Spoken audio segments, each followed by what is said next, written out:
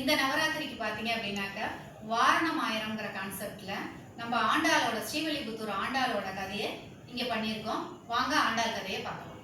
இது பார்த்தீங்கன்னா நம்ம பெரியாழ்வார் வந்துட்டு கோதையை வந்து துளசி மாடத்துலேருந்து கண்டெடுக்கிற கதை இது.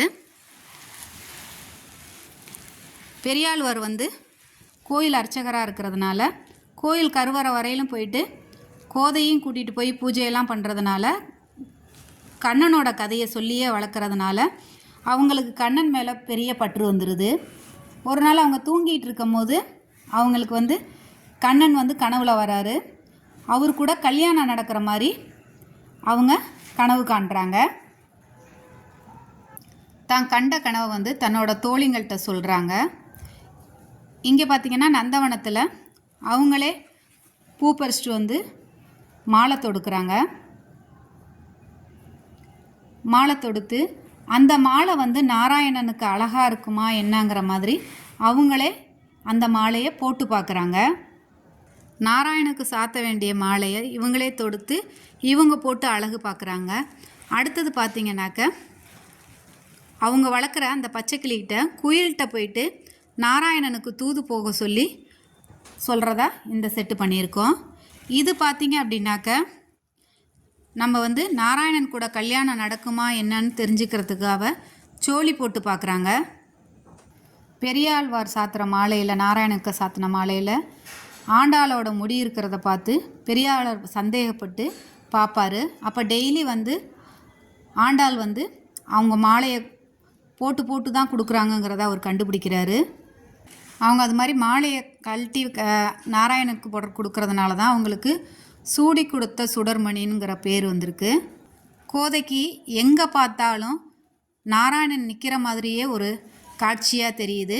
இவங்க குளத்துக்கு போயிருக்காங்க. குளத்தங்கரையிலையும் வந்து நாராயணன் நிற்கிற மாதிரி.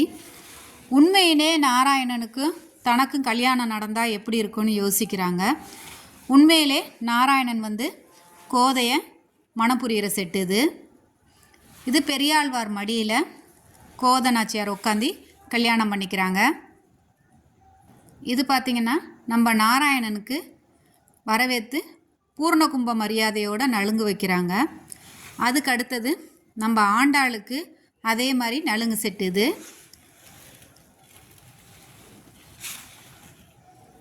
கல்யாணம் முடிஞ்சோன்னே நாராயணனும் ஆண்டாளும் யானையில் ஊர்வலம் போகிற மாதிரி இந்த செட்டு.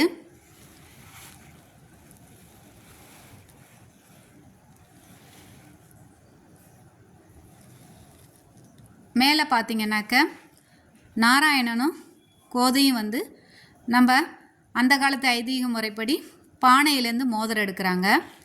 இது வந்து தேங்காய் உருட்டி விளையாடுற நலுங்கு செட்டு. இந்த செட்டு பார்த்திங்கனாக்க அம்மி மிதிக்கிறாங்க. இந்த செட்டு ஊர்வலம் போகிற மாதிரி. இது நம்ம அக்னி குண்டத்தை வந்து சுற்றி வர்ற மாதிரி இந்த செட்டு பண்ணியிருக்கோம்.